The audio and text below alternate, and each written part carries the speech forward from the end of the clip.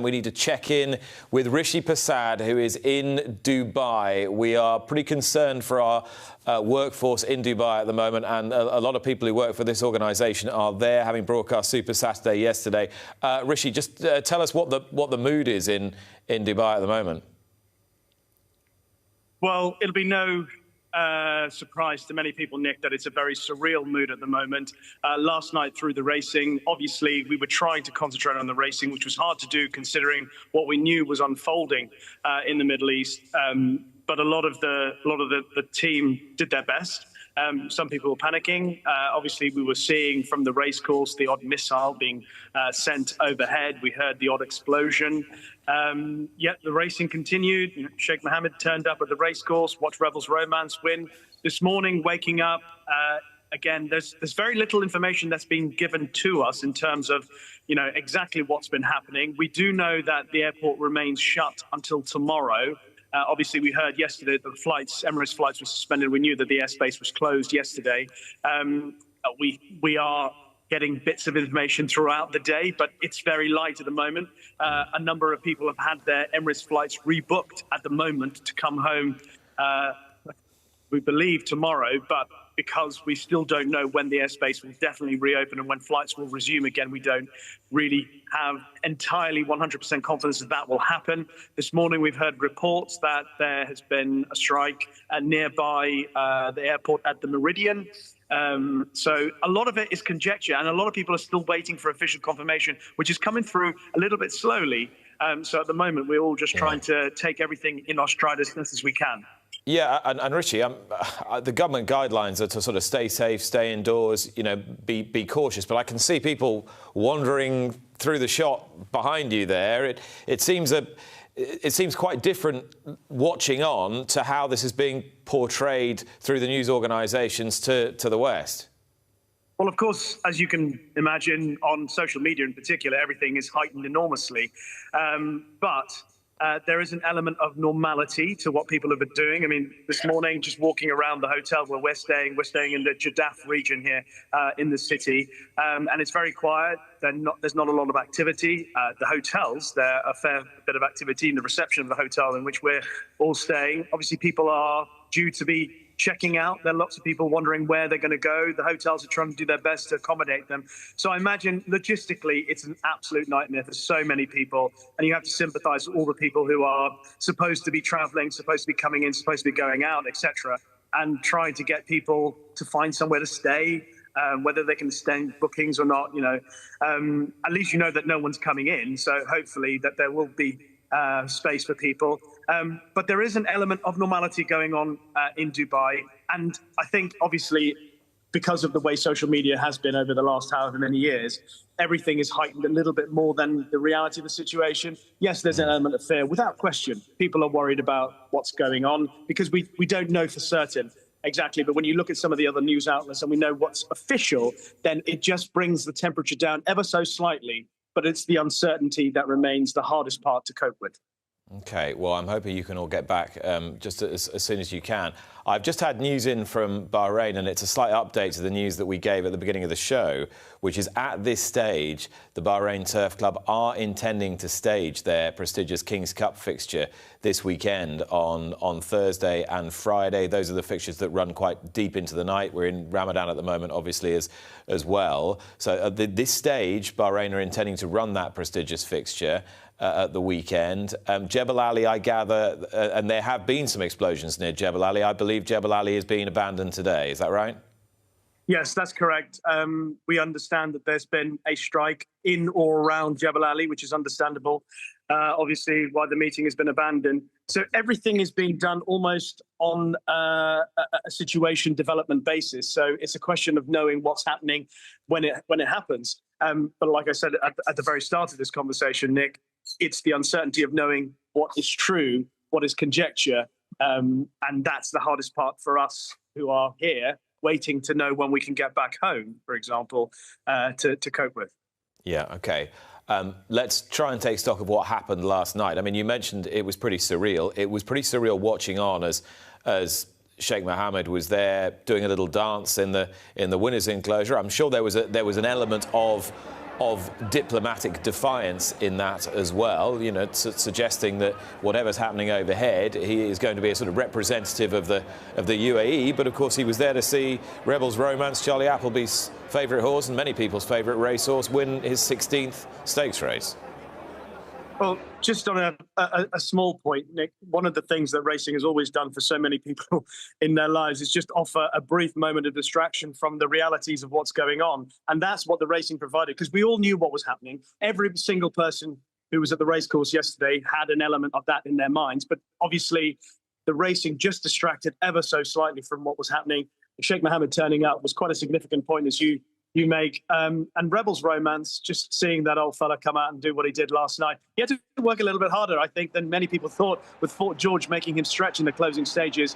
But to win his 21st race at the age of 8 and setting off on another campaign, that will, I imagine, lead to the same sort of targets in 2025 in this coming year. He could end up back at the Breeders' Cup turf in Keeneland, no doubt, and there'll be a number of Group 1s for him on the way.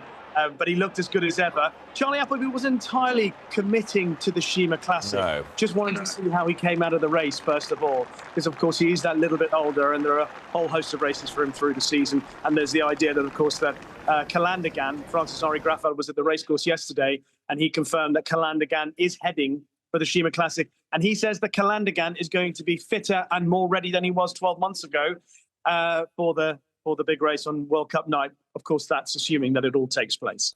Yes, and has there been, I presume there's been no word on that from anyone? Sadly not. In fact, we're still waiting to find out news as to whether or not Friday's meeting is going ahead. I understand there is a meeting taking place with racecourse officials. Members of the RNG Racing TV team here are involved in that meeting to see whether or not racing will go ahead here on Friday. I suspect no decision will be taken today, and it'll be a case of wait and see what will happen over the next 24, 48 hours. And I know this is a bit close to home, Rishi, and I don't want to put you in an invidious position, but you've also got a situation whereby, you know, there's a huge workforce accompanying the horses there, a huge workforce trying to keep the track on track for racing on Friday, and a huge workforce trying to broadcast these events to the world. And, you know, some people will be happy to withstand the inherent risks, and others won't. And that in itself poses all sorts of issues for employers across the board, I shouldn't wonder. Well, it's an extremely difficult situation for everyone. As you say, there are people who are taking everything in their stride and they are going with the flow because there's very little else that you can do. But there are other people who, understandably, who are worried about the situation. They are panicked about what is happening. They're worried about getting home. There are people here, obviously, at the races last night that were expecting to go home immediately after racing last night, and that didn't materialize, and they now must decide on, you know, what happens next. But there's very little they can actually affect, and it's simply a case we are in the hands of far more people who know far more than we do, and we have to wait and see how everything develops. It is a very tricky situation for whether or not, you know, I mean, when you think about where it sits in the list of priorities and what's going on. The question, just saying to the question, you know, whether racing goes ahead on Friday here, it's so far down the list of priorities when you consider what is at stake for this entire region and in all seriousness, for the world. Yeah. What we needed yesterday were sensible voices. I felt we got those from the Crisfords, Simon and Ed Crisford. They dominated the card with 3 winners. And Meydan, you know, hugely appropriately named, winning the big dirt race yesterday and putting himself on track for the Dubai World Cup. That was a very bold move from the trainers. Could it come off, do you think, in a few weeks' time if that meeting goes ahead? Well, it was extraordinary, the turnaround in the performance from what he'd done. I mean, this is a horse who contested the Melbourne Cup. You know, he's a real staying turf horse, I thought. And there he was dropping back to 10 furlongs on dirt. I mean, Angus McNay, who obviously loves his dirt racing, he was saying to me, he said, look at the knee curl on this horse. He is made for the dirt. And obviously we hadn't quite seen that in his races prior to last night. But the way he went through the race, and bearing in mind, he actually copped, as they say, a lot of kickback through the race. Yet he was able to travel quite strongly. He was going so well turning for home. William Buick actually took a pull on him. But he, in relative terms, finished off the race hitting the line very hard, which he knew he would do because he's such a strong stayer. Whether or not he's quite at the level of Forever Young, I'm not sure. But what he is a horse that might be able to do something that Algiers did for the same team. Of course, Algiers, for Simon and Ed Crispin, was a pretty useful horse on the turf and indeed on the all-weather back in the UK. He came out to Dubai and they switched into the dirt and he went very close to winning the World Cup. He got mugged in the closing stages. I think Meydan could run possibly as well. Obviously, Forever Young is a massive, massive obstacle in his way if he backs up from Saudi. And the third and final leg of the Crisford treble, which had been instigated by cracking horse in Coudoir. Like Coudoir, Title Roll was ridden by Ryan Moore in the Coolmore Silks this time. And Title Roll just looked at a dead straightforward conveyance, whilst the heavy favourite for this, Talk of New York, the white cap on the outside, well, pulled William Buick's arms out, gave him a horrible time. Absolutely correct. He was so impressive at Kempton. There was a huge amount of expectation on Talk of New York's performance or pending performance last night.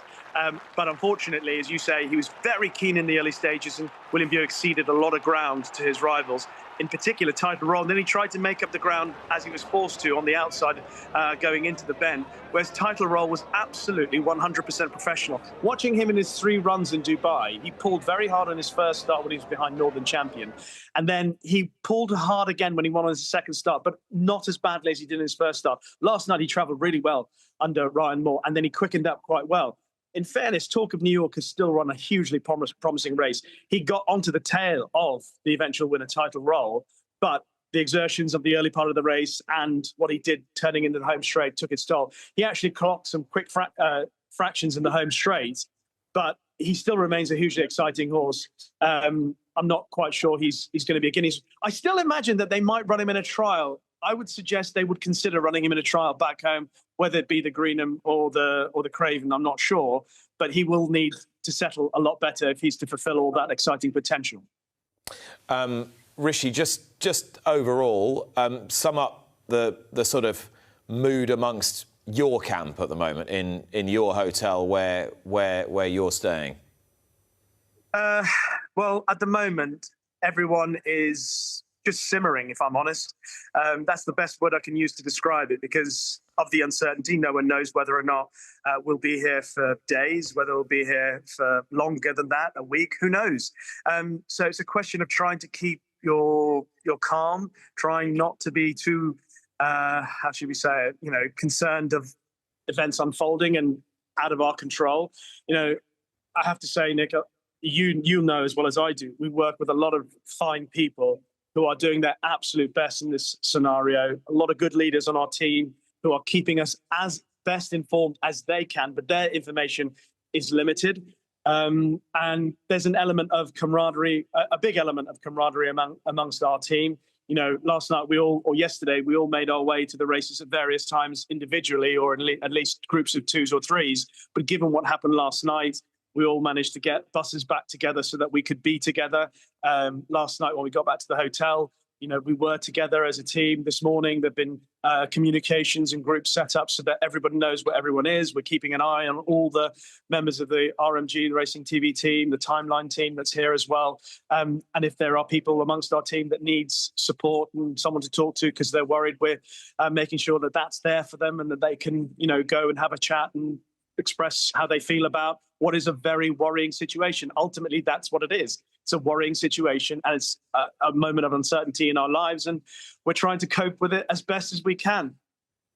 All right, Rish, stay safe, it goes without saying, and fingers crossed we see you back on home soil very soon. Thanks, pal. Watch live racing now on racingtv.com.